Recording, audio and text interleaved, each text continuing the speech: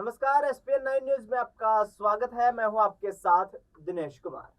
हरियाणा में बीजेपी के भारतीय जनता पार्टी के प्रदेश अध्यक्ष मोहन लाल बड़ौली पर पिछले दिनों जिस तरीके से जो गंभीर आरोप लगे हैं उस मामले में एक नया ट्विस्ट आ चुका है, यानी कि एक ऑडियो रिकॉर्डिंग जो है वो वायरल हुई है और उस महिला ने जिस तरीके से बीजेपी के प्रदेश अध्यक्ष पर जो गंभीर आरोप हिमाचल प्रदेश के कसौली में लगाए हैं वो वाकई कहीं ना कहीं बीजेपी संगठन में ही यहाँ पर खलबली मचा देने वाले हैं। जी हाँ, पिछले कई दिनों से मोहनलाल बड़ौली पर जिस तरीके के आरोप लग रहे हैं और रॉकी मित्तल जो कि एक हरियाणा के लोक गायक के रूप में जाने जाते हैं, उन पर भी गंभीर आरोप लगे हैं।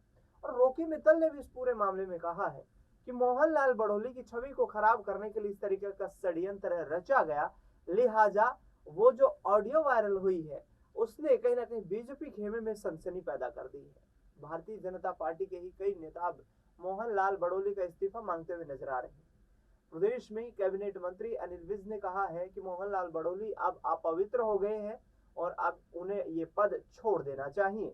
इसके साथ साथ रॉकी मित्तल ने कहा कि 5-6 लोग पुरानी सरकार के यानी कि मनोहर लाल खट्टर की सरकार में जो उनके करीबी थे वो इस फिराक में है, वो इस कोशिश में है कि अब उन्हें प्रदेश अध्यक्ष की जिम्मेदारी मिल जाएगी और मोहन लाल बड़ौली की यहाँ पर बलि चढ़ाने में बीजेपी के नेता ही आगे बढ़ते हुए नजर आ रहे हैं।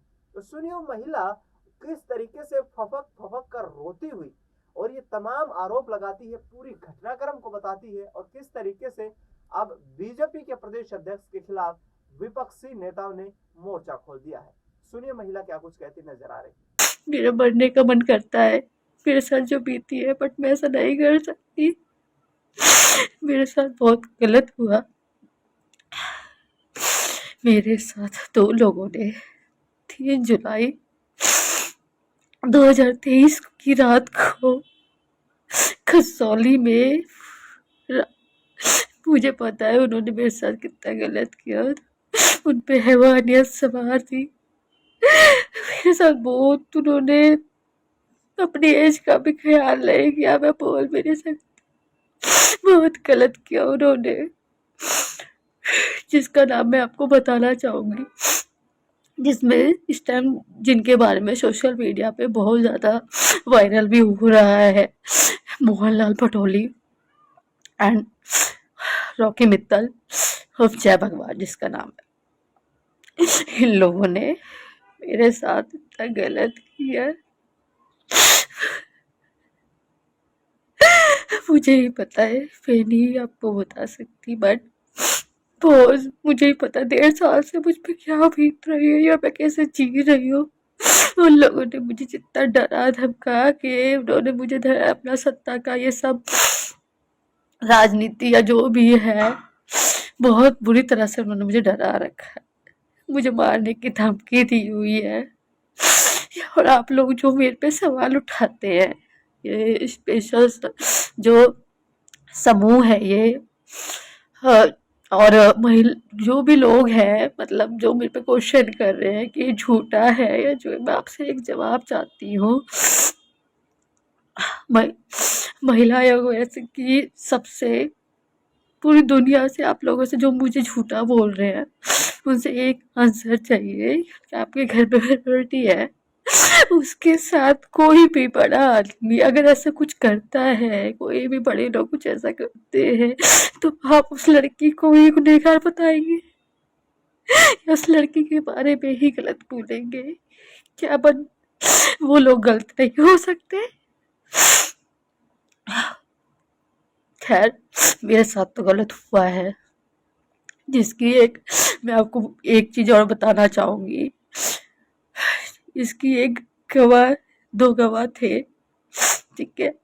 एक मेरे बॉस थे, दूसरी मेरी फ्रेंड थी जो कि उस रूम में थी अवेलेबल, पूनम, जिसको आप ये बताइए, जिसका एड्रेस मैंने भी किसी को नहीं दिया, सिर्फ पुलिस वालों के पास या उस होटल आईडी में था।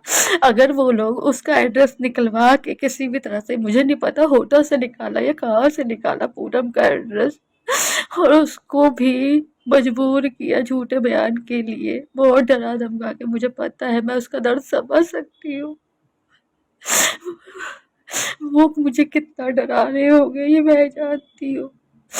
मुझे मेरी सेफ्टी को लेके मुझे बहुत खतरा है। उन्होंने पूनम को झूठा बयान देने पे मजबूर किया, बट पूनम मेरी फ्रेंड से मुझे ये उम्मीद नहीं थी कि उसने ये भी बोला कि कसौली से आने के बाद हम एक दूसरे से नहीं मिले। उसे ये तो याद होगा ना कि इन लोगों ने फोन करके हमें पंचकूला बुलाया था और वहां हमारे खिलाफ एक झूठी कंप्लेन भी दर्ज कराई, मुझे फंसाने की कोशिश की गई। मेरे देशवासियों, महिलाओं और मेरी पुलिस, जो हमारी भारत सरकार की पुलिस है, मुझे आप लोगों से एक विनती है, कृपया करके मेरा एड्रेस या मेरा पता किसी को लिख ना कीजिए, किसी को ना दीजिएगा। विनती है आप लोगों से, मेरी जान को खतरा है। वो लोग जब पूनम का निकाह सकते तो वो मेरा भी निकाह सकते हैं, ठीक है। दूसरी बात, मैं आप लोगों से बस रिक्वेस्ट कर रही हूँ, मेरा साथ दीजिए। मैं अपनी लड़ाई आधी नहीं छोड़ना चाहती हूँ। मैं आने वाले टाइम में एक प्रेस कॉन्फ्रेंस भी करूंगी जिसमें मैं सारे सबूतों के साथ उनके खिलाफ सामने आऊंगी और उन्हें बेनकाब भी करूंगी। लेकिन इस टाइम मुझे बहुत खतरा है, मैं बस आपसे यही कहूंगी, इसीलिए मैं सामने नहीं आ रही थी। इन लोगों ने लेकिन मुझे झूठा बना दिया, ऐसा नहीं है। प्लीज मेरी हेल्प कीजिए। तो सुना आपने जिस तरीके से बीजेपी प्रदेश अध्यक्ष हरियाणा इकाई के मोहनलाल बड़ोली पर जो आरोप लगे हैं, उसको देखते हुए अब कहीं ना कहीं उनके इस्तीफे की मांग बढ़ती हुई नजर आ रही है। नायब सिंह सैनी सरकार से भी कड़ी कार्रवाई की मांग यहाँ पर लोग करते हुए नजर आ रहे हैं। उनका साफ तौर पर कहना है कि सरकार को इस पूरी जांच में सहयोग करना चाहिए, जिससे कि यहाँ पर पूरे मामले की सच्चाई सामने आ पाए। फिलहाल इस खास कार्यक्रम में इतना ही। देश दुनिया की तमाम बड़ी खबरों के लिए आप देखते रहिए SPN 9 न्यूज।